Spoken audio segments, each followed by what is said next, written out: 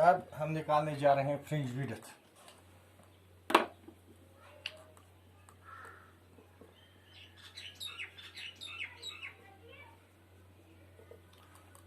तो fringe width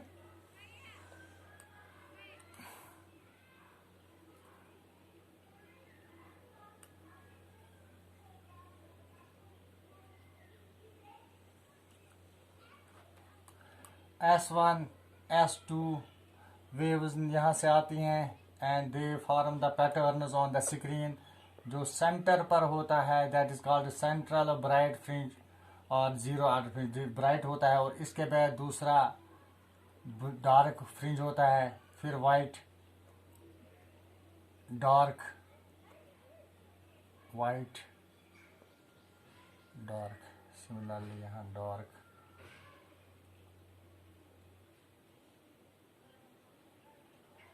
तो fringe width किसको बोलते हैं? These are dark and white bands of light और fringes of light form due to constructive and destructive interference. तो fringe width means the distance between two successive dark or bright fringes from the centers of two dark and bright fringes. This is called fringe width. और यहाँ से this. So the distance from the centers of successive bright fringes or dark fringes is called fringe width. अब इसको कैसे हम निकाल सकते हैं? हम कहेंगे spacing between two spacing between two successive dark or bright fringes. तो इसके लिए हमने जो रिलेशन पहले ही निकाले हैं conditions for maxima and minima में, तो पाथ डिफरेंस हमने देखा है, path difference is equal to X D by D. और फॉर मैक्सिमा हम लेते हैं, फॉर मैक्सिमा पहले means for two bright fringes जो फ्रिंज विड्थ है we know path difference X D by D that is equal to N lambda. अब x क्या है? x is the distance from this central bright fringe.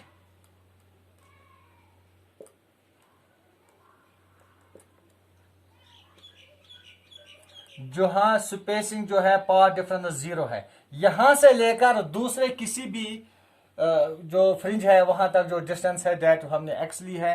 So we may here write that here lambda is the wavelength, n is the number of fringe, it may be nth fringe. So हम देखते हैं, अब हम निकालेंगे x जो हमें fringe width निकालने हैं, यहाँ से यहाँ तक क्या फ्रिंज विड्थ है, यहाँ से यहाँ तक क्या है। सो x will be equal to n lambda d by d, n lambda d by d। अब यहाँ x here means xn, जो पहला है n where n is equal to 0, 1, x where x is equal to 0, 1, 2 and so on, n number. So xn means ये कौन सी spacing है? First, अगर ये फर्स्ट है 0 से यहाँ तक है तो 1 लेंगे हम, यहाँ है this is the second order, तो 2 आएगा, यहाँ से this is will be the third. So n here gives the number first, second and third. Now we know the spacing between x n is equal to n lambda d by d for maxima. अब दो के दरमियान हम कैसे लेते हैं? हम लेंगे एक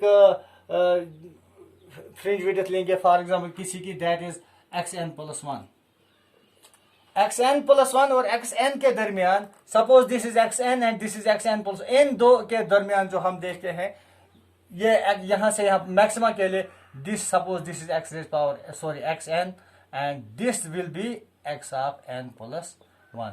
तो इन दो के दरमियान सेंट्रल फ्रिंज से यहां तक जो डिस्टेंस है दैट इज xn plus 1 और जहां तक जो है दैट इज xn।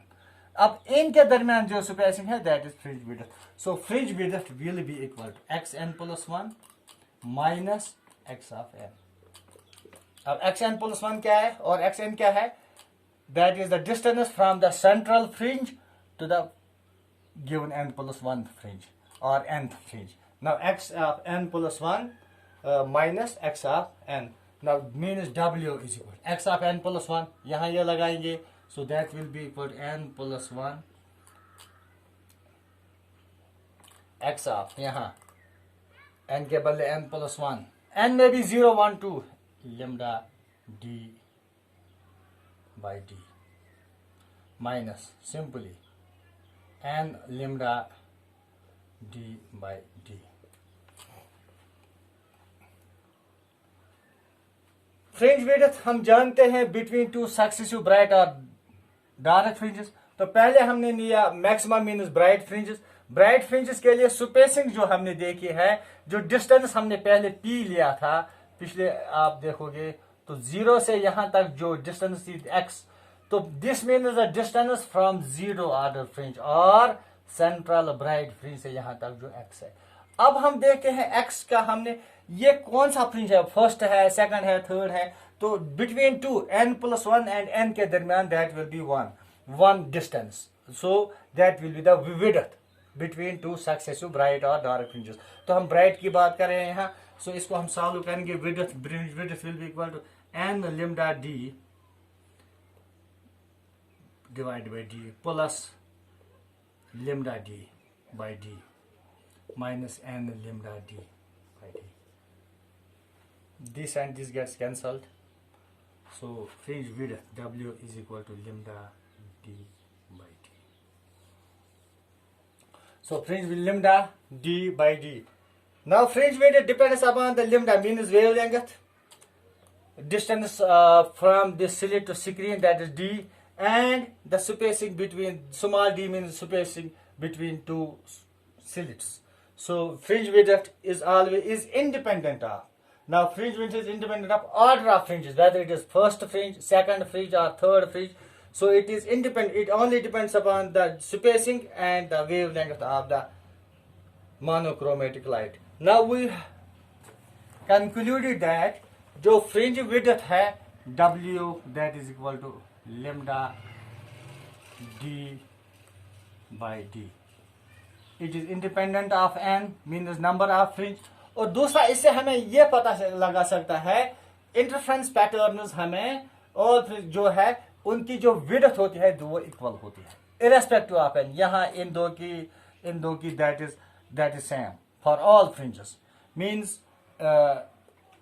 जो फ्रिंज विड्थ है between any two successive fringes that is same in case of these monochromatic light, coherent sources of light falling on this screen. अब दूसरी बात यह है कि यहाँ से हमें अगर ये चीजें पता हैं, for example we know the interference जो है, यहाँ हमें डी भी पता है, ये डी भी है, तो हम फ्रिंज विड्थ भी पता है, तो हम लिम्डा निकाल सकते हैं। We have lambda means wavelength of the monochromatic wave which is placed as the source. वो हमें फ्रिंज विड्थ से और इन स्पेसिंग से पता चलता है। So this lambda is equal to W D by D. So हम इस तरीके से वेव लेंथ भी निकाल सकते हैं। This was for maxima. अब fringe width for minima, that is the same pattern. उसी तरीके से जब हम मिनिमा के लिए इस्तेमाल करेंगे फॉर मिनिमा, वहाँ हम जानते हैं P is equal to n plus 1 lambda by 2। तो ये इस्तेमाल करके हमें वहाँ भी यही पता चलता है कि W is equal to lambda D by D. So fringe width is same in both the cases, and it only depends upon the spacing between the slits and from this mirror and the wavelength of the monochromatic light. Thanks.